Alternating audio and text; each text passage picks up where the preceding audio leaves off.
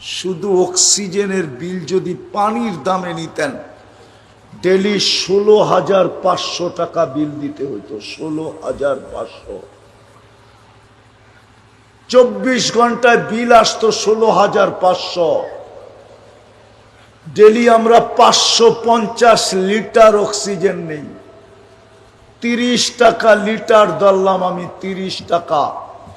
550-কে 30 দিয়া গুণ দাও যুবক, দেখো কত টাকা হয়। 16,500 টাকা বিল হইতো। 16,500 টাকা। এই বিল কে দেয়? হ্যাঁ, ওই আল্লাহ তোমাকে ডেলি আমাকে 5 বেলা ডাকে।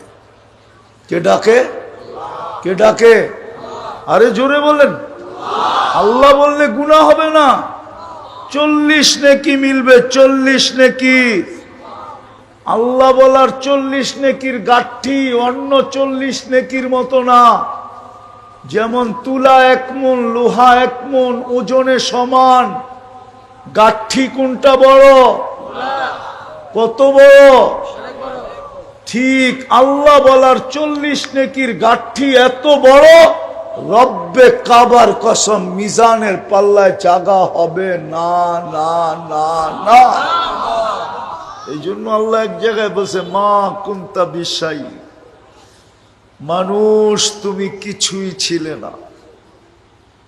কোরআনও বলে, হাল আতা আলাল ইনসানি হিনুম মিনাদ দাহর লাম ইয়াকুন শাইআম মাযকুরা।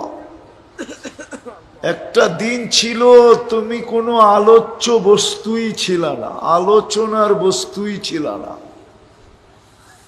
আজকে যদিও যুবকের যৌবনের বাহাদুরি, ঠিক না?